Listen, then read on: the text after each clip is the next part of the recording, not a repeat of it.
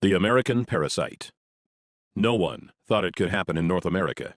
A parasite that uses your body as its personal feeding ground, taking over first your stomach, then your entire GI tract, forcing you to crave the foods it wants, while slowly destroying your body from the inside out. Governments are finally admitting that this is real. Measures have been proposed in New York and the country of Mexico to try and stop it. But by the time you watch this, it may already be too late. My name is Craig Capetta. I'm the Director of Science and Nutrition at Whole Body Research International, and have spent the last 24 months working with my team of doctors and scientists to figure out a way to stop this parasite that is already estimated to be infecting 250 million Americans. Perhaps the scariest thing is that its symptoms come on slowly. You may never even realize your fatigue, weight gain, or lack of sleep is the result of this bad bug, until it finally takes over and forces you to seek medical attention. In the next few minutes, I'm going to show you a simple test you can do to find out whether or not you've been infected, and if so, how to get rid of it before it causes potentially irreversible damage. Tired? Fatigue? Don't know what's wrong with your body?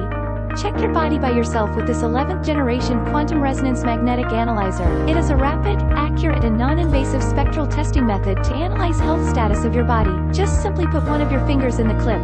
Then it can take accurate readings of your body at a cellular level in just 1 minute. It is especially suitable for sub-health examination, disease prevention, and comparison of the efficacy of drugs and health products. There are up to 30 kinds of testing items, mainly including cardiovascular, rheumatism, kidney disease, and blood sugar. I'm also going to expose the major government screw-up that allowed this to happen, and how they are now scrambling to fix it. Warning, the information I'm about to share with you is controversial because this parasite comes from the most unlikely place, your food supply. In the next few minutes, I'm going to expose the manipulative practices of several very large corporations, companies like General Mills, Nestle, and Coca-Cola, that they prayed the public would never discover. It's a tangled web of bribery that makes your average politician look like a saint, and they are currently spending tens of millions of dollars in false advertising to try to cover up what they have done. But it's about time someone pulled back the curtain. That's why I've spent a considerable amount of time and my own money over the last few months creating this video that they do not want you to see. So if you're serious about the health of your family, turn off your cell phone, take a seat, and make sure you watch every word of this presentation. What you are about to see and hear may shock you, but it may also save your life. Let's get started. The year was 1950. The death rate by heart disease in America had jumped to an astonishing 30%. Only far back as the 1900s, it was 10%. In just 50 years, deadly heart attacks had increased by a factor of 3 times. People were dropping dead at an alarming rate, and no one could figure out why. Then, on September 24, 1955, America's own president, Dwight D. Eisenhower, suffered a heart attack, sending the entire nation into a panic. The crisis was now real. On Monday, September 26th, the Dow Jones plunged 6.5%. The total paper loss of the day was $14 billion, the largest ever, including that of the Great Depression. President Eisenhower would not walk again until October 25th, and would not return to the White House until November 11th, nearly 6 weeks later. By this time, the fear of heart attacks was on everyone's mind. Enter government researcher Ancel Keys. Mr. Keys was a Harvard-educated scientist who had helped design rations for the U.S. Army during World War II. Mr. Keys set out to discover why Americans had the highest rate of heart attacks out of any of the first world countries. In what would later become known as the 7-country study, Mr. Keys discovered that Mediterranean nations had the lowest heart attack rates in the world. Their diet also contained the lowest amount of fat. He concluded the American high-fat diet was to blame for our heart attack problem. Correct or not, finally, the public had an answer. In 1956, representatives of the American Heart Association appeared on television to inform the public that a diet which included fats, such as butter and lard, and fatty foods, such as eggs and beef, would directly lead to deadly coronary heart disease. The government's own health officials began recommending people adopt a low-fat diet to protect themselves and their families. Brochures on how to eat low-fat were passed out in schools. No one wanted to suffer the same fate as the president, or worse, drop dead. Most were fine with Mr. Keys' reasoning. He became a celebrated hero and was even put on the cover of Time magazine. though he himself would many years later change his own opinion on the matter.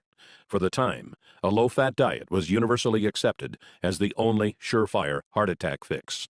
Yet there was one sector that wasn't happy with this, and that was the big food conglomerates. You see, previous to Key's findings, their favorite way to flavor their foods was by adding more fat. Food scientists had discovered that fat was a flavor carrier. It could deliver taste and odor compounds from different parts of food, and provided texture and mouthfeel that made food taste better. Without fat, food tasted like cardboard. But now, the public was demanding their foods be low-fat. Processed and canned foods began to go uneaten as people turned to more natural, lower-fat alternatives. If it didn't say low-fat on the label, people stopped buying it. The conglomerates scrambled to find new recipes that would allow them to call their products low-fat, yet still taste good. Food scientists were called in by the dozens, and finally they discovered something even better. You see, unlike fat, this new flavor additive was actually addicting. It goes by many different names, but you may know it best as refined sugar.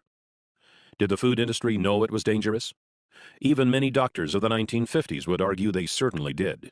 As far back as 1808, studies had been done proving sugar was not only unhealthy, but actually toxic. Believe it or not, sugar manufacturers were pulling PR stunts back then, as they do today. In 1808, the Committee of West India, a large sugar conglomerate of the time, appeared before the British House of Commons to offer a prize of 25 guineas, about $1,000 in today's coin, to anyone who could show an experiment that proved sugar was good for feeding and fattening cows, hogs, and sheep. Food for animals has always been expensive. Sugar was extremely cheap, so many farmers took on the challenge, hoping for good results. The 25 guineas would be just a bonus to the new, cheaper food supply. But as you may have guessed, the attempts were a disaster. Many resulted in the death of livestock. One member of Parliament, John Kirwan, took on the challenge himself, trying to feed sugar and molasses to his calves. After the experiment of this well-known, highly ranked politician failed, the Committee of West India gave up. Then, in 1816, the well-known French physiologist F. Magendie did an experiment of his own involving dogs. He determined that dogs fed with water containing sugar and olive oil wasted away and died faster than dogs fed with water alone. This showed sugar not only had no nutritional value, but actually caused negative effects. This shut the sugar manufacturers up, but just for the time being. Flashback to 1957. Fat was out. The food industry had found foods packaged with sugar were winning every taste test. But would the public buy it? As recently as the 1930s, Dr. Weston A. Price, a research dentist from Ohio, had traveled around the world observing different cultures and their diets. In 1939, he published a paper that revealed in horrifying detail what had happened to the teeth and health of those in cultures who had incorporated refined sugars into their food supply. Sugar still had a bad name. The conglomerates would need to make a move. Later, in 1957, noted Professor E.V. McCollum, who was often referred to as America's top nutritionist of the day, published a book called A History of Nutrition. In it, he argued that despite there being dozens of experiments done since the 1800s, proving sugar was bad for human consumption, those experiments were all flawed due to human error. This book was published and marketed with the same ferocity you see with bestsellers today. But where did it come from? No scientist has his own money to publish a book on such a grand scale. And let's face it, A History of Nutrition? It's not a title that will make a book fly off the shelves. A look inside the book revealed it was published and marketed by a company called the Nutrition Foundation, Incorporated. Who was the Nutrition Foundation? I'm glad you asked. It happened to be a front organization for the leading sugar conglomerates of the time, including the American Sugar Refining Company, Coca-Cola, Pepsi-Cola, Curtis Candy Company, General Foods, General Mills, Nestle, Pet Milk Company, and Sunshine Biscuits, about 45 companies in all. And did the Americans buy it? Oh boy, did they ever. Sales of processed foods skyrocketed. All they had to do was put low fat on the label, then dump in a bunch of refined sugar, and it would sell like crazy. A 2012 study by Dr. Robert Lustig of the University of California, San Francisco, revealed that sugar is just as addictive to the human brain as cocaine, setting off the same dopamine triggers and forcing us to crave more and more of it. So it was only natural that humans would begin to consume the new sugared products at a feverish rate. The food conglomerates responded to the increasing sales by using even more sugar. It began to find its way into foods you would never expect, like hot dogs, yogurt, spaghetti, and breads. As the decades passed, obstacles would spring up, but each time, the conglomerates had an answer. In 1965, the Fair Packaging and Labeling Act began, requiring their products to be honestly and informatively labeled. By this time, the public wasn't so hot on sugar anymore, but that made no difference. The conglomerates simply hid the sugar by putting it into new forms and creating new names. This way, people wouldn't see the word sugar on the food label, but it could still be hiding inside. Some names sugar goes by are agave nectar, brown rice syrup, high fructose corn syrup, dextrose, evaporated cane juice, glucose, lactose, malt syrup, molasses, sucrose. Another classic example is when the sugar pushers began putting the word natural into all of their advertising. Made from natural ingredients became their slogan. But all refined sugars are made from natural ingredients. So is cocaine and heroin. During the 1970s, armed with new studies showing the dangers of refined sugars and exposing them in all of their forms, the American public began to wake up. For the first time since the 50s, sales of certain high-sugar foods slowed down. But the conglomerates had prepared for this and had been hard at work developing yet another weapon of their own: artificial sweeteners. Perhaps the most notorious of these was aspartame, more commonly known as Equal or NutraSweet. The story of how it became approved by the FDA is startling. By this time, the diet craze was in full swing, and the diet food market was a billion-dollar industry.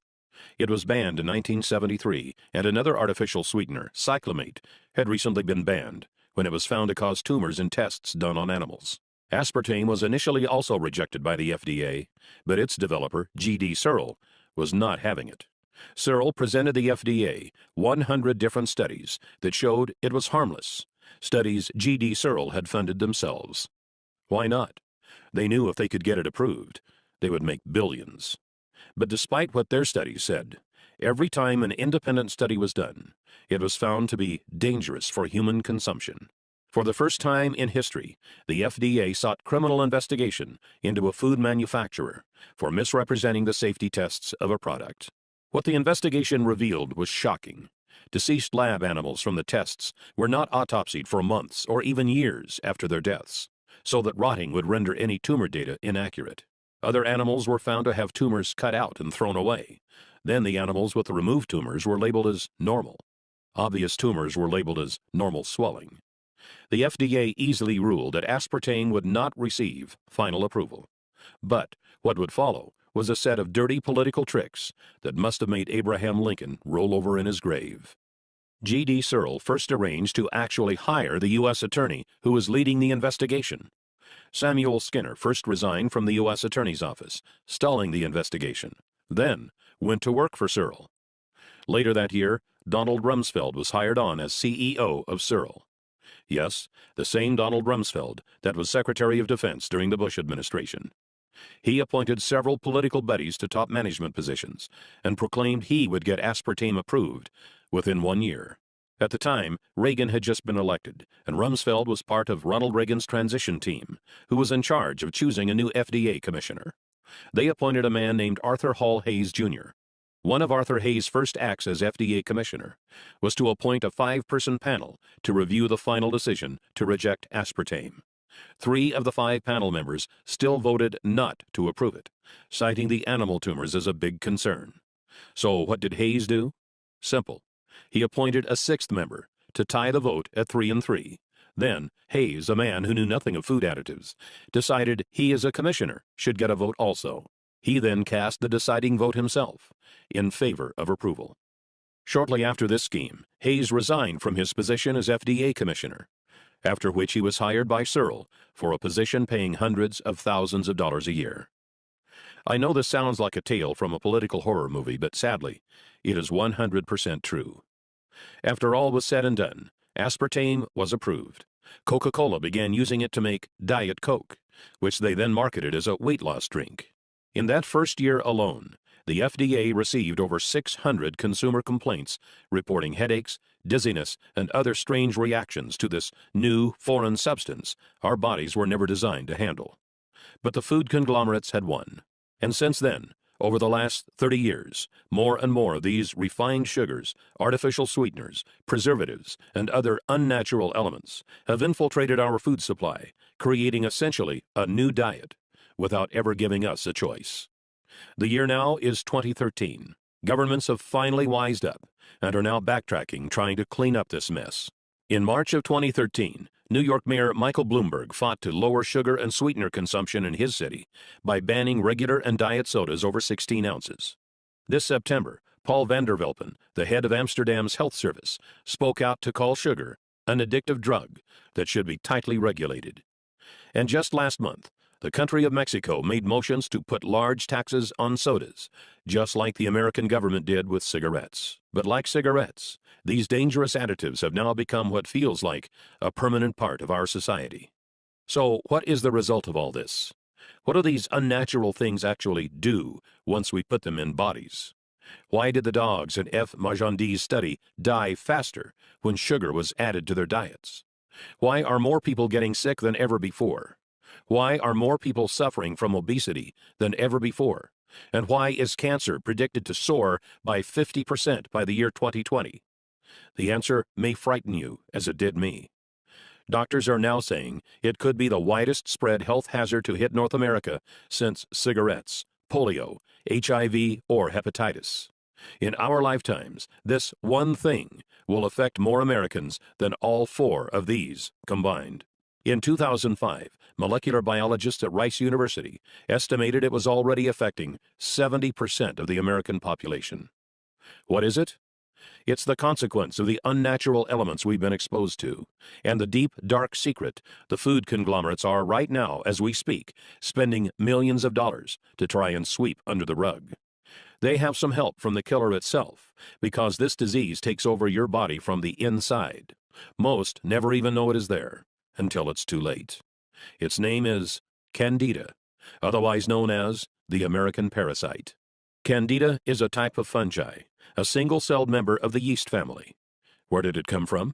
Was it carried over on a boat from Africa? Or did it come from livestock? Actually, no. Candida is a natural resident of your digestive tract, along with 25 trillion other bacteria, some good and some bad.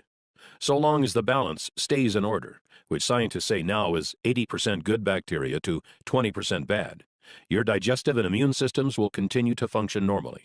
But here's where the problem starts. Candida is a member of the yeast family. And do you know what yeast likes to eat? You guessed it. Refined sugars, artificial sweeteners, and preservatives.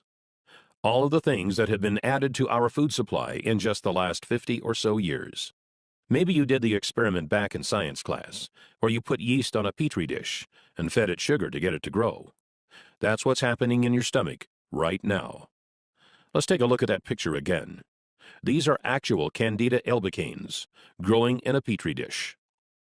When you feed the Candida, it starts to breed, faster and faster and faster. Soon it has outnumbered the good bacteria in your stomach. Then it makes its way into your upper and lower intestine and throughout your entire GI tract. Before long, it begins to expand into other parts of your body, resulting in serious medical problems that can cripple your ability to enjoy a happy life. Fatigue, weight gain, sleeplessness, bloating and gas, irritable bowel syndrome, constipation, skin problems, fungal infections. These are just the start of the havoc Candida can wreak onto your body. If you're suffering from any one of these symptoms, it's very likely this parasite is to blame. When you take antibiotics, Candida growth accelerates even faster, as antibiotics kill off many of the good bacteria that would otherwise keep it in check.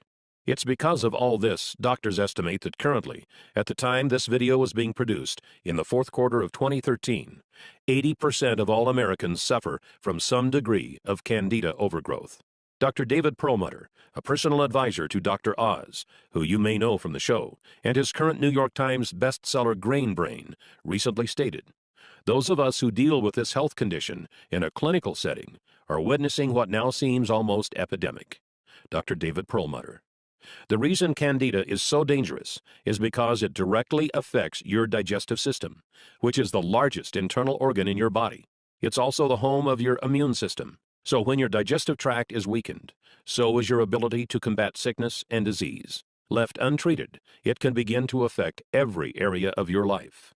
Here is a list of common Candida symptoms composed by Dr. Mark Hyman, recognized Candida authority and best-selling author of The Blood Sugar Solution.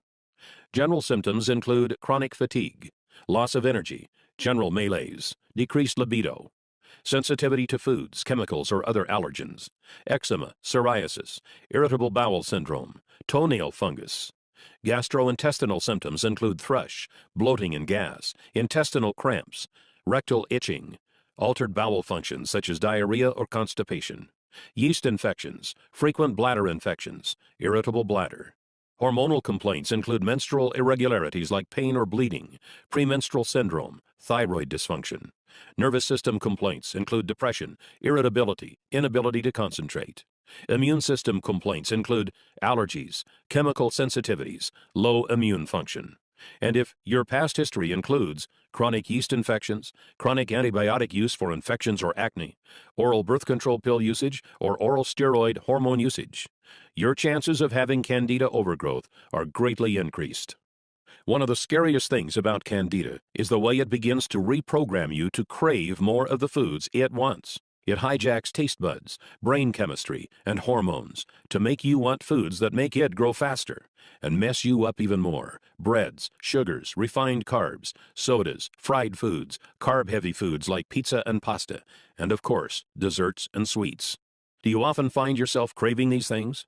If so, it's probably not because you're a naturally unhealthy eater, but because the bad bacteria has taken over. It's like they're down there in your stomach yelling, "Feed me," forcing you to want foods that worsen your condition, make you gain weight, and make it literally painful for you to go on a diet that doesn't include them. Candida has also been linked to many studies showing it could be the #1 cause of obesity. As Doctors Carolyn Dean and William Crook write in their 2005 book, The Yeast Connection in Women's Health, most women don't have even an inkling that their symptoms could be caused by yeast overgrowth in their bodies. The number of women suffering in silence, not even knowing what is really wrong, and blaming themselves for failing is, I believe, literally numbered in the millions. Millions of women who can't lose weight and have no idea why. The same holds true for men. Once the excess yeast is destroyed, many find they are able to lose the unwanted weight quickly and easily, even that stubborn belly fat most diet plans can't touch. So now let's talk about how to fix it. Here's the good news. To start feeling better, you don't have to necessarily get rid of all of the Candida. You just need to balance them out. As I mentioned before, your gut is also home to a lot of good bacteria. To start feeling your best, you just need to get to the 80-20 balance. 80% good bacteria, 20% bad bacteria.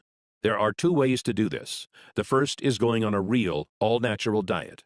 That means completely eliminating all processed foods, refined sugars and carbs, artificial sweeteners, and also white breads. Then supplement your body with foods that are high in a special kind of good bacteria called probiotics. Probiotics are clusters of good bacteria that, like a powerful army, go into your stomach and form colonies that far outnumber the Candida. They were first brought to attention in 2008 by Nobel Prize-winning physiologist Eli Mechnikov. Noting that Bulgarians at the time lived longer than anywhere else on Earth, he set to find out why, and deduced that it was because of their yogurt-heavy diet. He even named the first probiotic strand he discovered, Lactobacillus bulgaricus, as a tribute to them. Foods that are high in probiotics include sauerkraut, kefirs, olives, and fermented vegetables. Eliminate the unnatural elements from your diet and start eating those foods, and your gut will eventually balance itself out. But let's be realistic. In today's world, that is nearly impossible. Who wants to never eat out at another restaurant, or never go over to a friend's place for dinner? Luckily, there is now a better way. Scientists have recently figured out how to load your gut with probiotics without having to change your diet at all. They've been able to put these living bacteria into pill form, so you can take them with your meals, no matter what those meals may be. They offset the bad foods you eat, populate your gut with good bacteria, and instinctively balance you to the right ratio. Once this happens, all sorts of exciting changes can happen in your body. You have more energy, feel more alert and more active. You can focus better on work. You feel smarter, more productive, more creative. Many no longer have the need for coffee or caffeine. as your body is now able to get more energy from food and tap into it easily. Dr. Alan Walker, professor of nutrition and pediatrics at Harvard Medical School, recently stated, "Evidence from clinical research demonstrates that adding good bacteria to the diet promotes a healthy digestive and immune system. This makes your disease-fighting ability stronger, so you get sick less often." In a 2001 study, children from daycare centers in Helsinki, Finland, were given milk with and without probiotics. Those who drank the probiotic-enhanced milk were 17% less likely to get a respiratory infection and 16% less likely to call in sick because of illness. Harvard Medical School has also recently gone on record to proclaim probiotics' effectiveness at preventing vaginal yeast infections, as well as antibiotic-induced diarrhea. Dr. Michael F. Roizen, New York Times best-selling author and chief wellness officer at the Cleveland Clinic, recently said, "Taking probiotics is a habit that can really benefit the digestive system, which is intricately connected to our overall health." Many also find weight begins to fall off, since your gut processes food more efficiently. If you've had trouble losing weight in the past, it could be because the candida have clogged up your digestive tract, which can greatly slow down your metabolism. You'll also notice those carb and sugar cravings fade away. You'll actually find yourself craving good, healthy foods that make you look and feel great. All in all, your digestive tract contains 60% of the cells in your body, so it's no surprise that clearing it up can make you feel like a whole new person.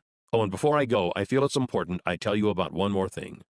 It's important we talk about the costs of not taking care of your gut, because this is not a problem that fixes itself.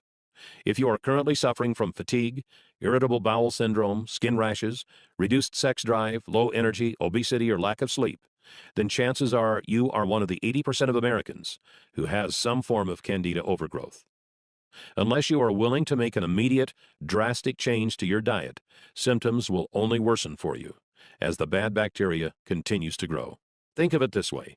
Imagine if all of a sudden you decided to never brush your teeth ever again. The plaque buildup that would form is not unlike what goes on in your gut when it's untreated. Sure, you'll be fine for a while, but eventually you'll begin to get cavities and mouth rot, and then you lose your teeth, and you are out of luck. It's very likely the exact same thing is going on in your gut right now. The food that causes bad bacteria to grow on your teeth is the same food that goes into your stomach right after.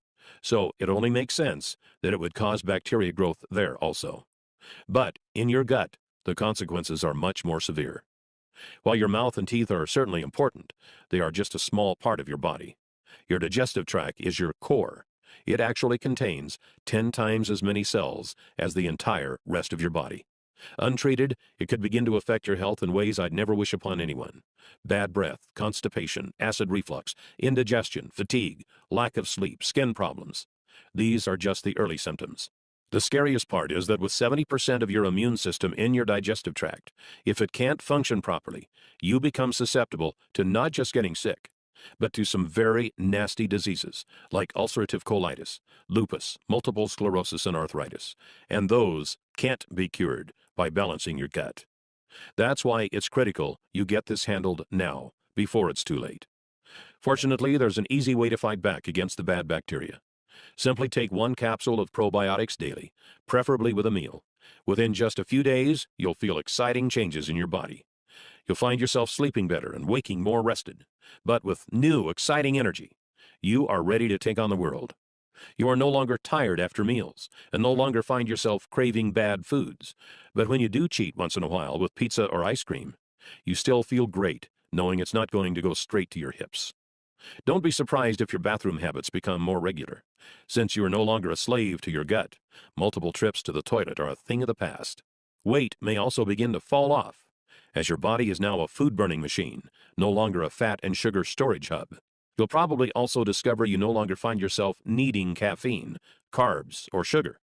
Many claim their sex drive goes up as your body feels younger, sexier, and more vibrant. Your skin may even appear younger and firmer, as your body is better able to bring the nutrients from your food into your skin, replenishing your cells and giving you a healthy, youthful shine. And then, I can't tell you exactly when it will happen.